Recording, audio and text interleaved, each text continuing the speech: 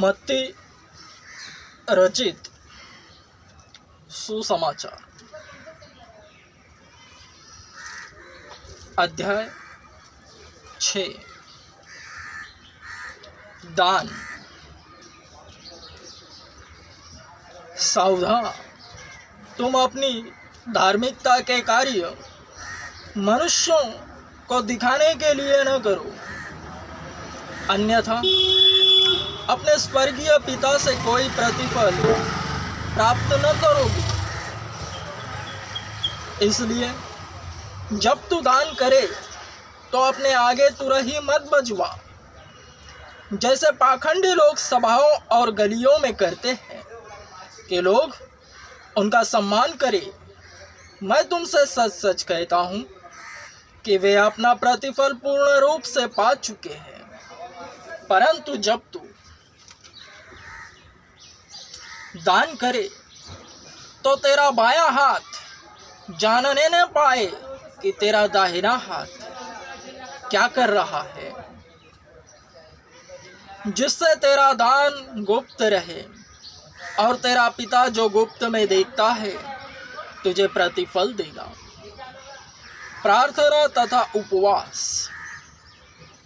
जब तू प्रार्थना करे तो पाखंडियों के सदृश न हो, क्योंकि लोगों को दिखाने के लिए आराधनालयों और सड़कों के मोड़ों पर खड़े होकर प्रार्थना करना उनको प्रिय लगता है। मैं तुमसे सच कहता हूँ कि वे अपना पूरा प्रतिफल पा चुके। परंतु तू जब प्रार्थना करे तो अपने भीतरी कक्ष में जा और द्वार बंद करके अपने पिता से जो गुप्त में है प्रार्थना कर, और तेरा पिता जो गुप्त में देखता है तुझे प्रतिफल देगा। और जब तू प्रार्थना करे तो गैर यहूदियों की तरह अर्थहीन बातें न दोहरा, क्योंकि वे सोचते हैं कि उनके अधिक बोलने से उनकी सुनी जाएगी। इसलिए उनके सदृश न बनना, क्योंकि तुम्हारा पिता मांगने से पूर्व ही तुम्हारी आवश्यकता को जानता है। अतः तुम इस प्रकार प्रार्थना करना, हे हमारे पिता, तू जो स्वर्ग में है, तेरा नाम पवित्र माना जाए, तेरा राज्य आए, तेरी इच्छा जैसे स्वर्ग में पूरी होती है वैसी ही पृथ्वी पर भी पूरी हो। हमारे दिन भर की रोटी आज हमें दे, और हमने जैसे अपने अपराधियों को क्षमा किया है वैसे ही तू भी हमारे अपराधों को क्षमा कर, और हमें परीक्षा में न ला परंतु बुराई से बचा, क्योंकि राज्य और पराक्रम और महिमा सदा तेरे ही है। आमीन। यदि तुम मनुष्यों के अपराध क्षमा करोगे तो तुम्हारा स्वर्गीय पिता भी तुम्हें क्षमा करेगा। परंतु यदि तुम मनुष्यों को क्षमा न करो तो तुम्हारा पिता भी तुम्हारे अपराध क्षमा नहीं करेगा। जब कभी तुम उपवास करो तो पाखंडियों के समान उदास दिखाई न दो, क्योंकि वे अपना मुंह म्लान बनाए रखते हैं, जिससे कि मनुष्य को उपवासी दिखाई दे। मैं तुमसे सच कहता हूँ कि वे अपना पूरा प्रतिफल पा चुके।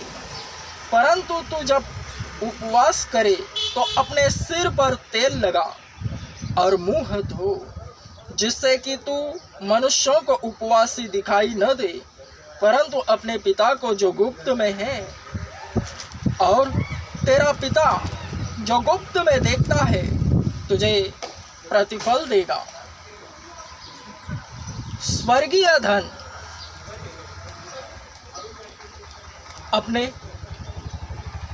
अपने लिए पृथ्वी पर धन संचय मत करो, जहाँ कीड़ा और जंग नष्ट करते हैं,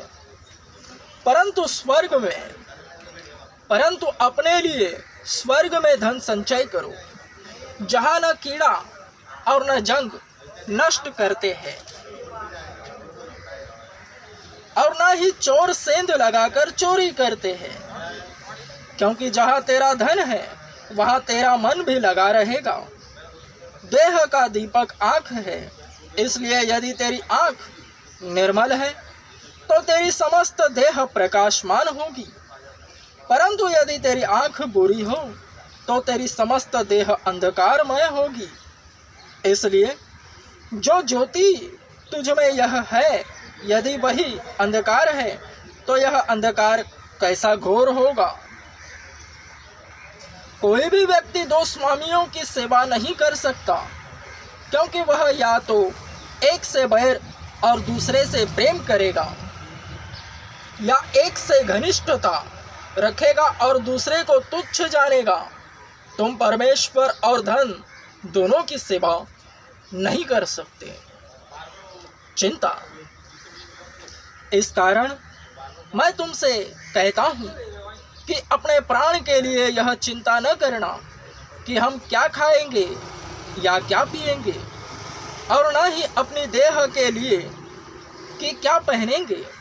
क्या प्राण भोजन से या देह वस्त्र से बढ़कर नहीं?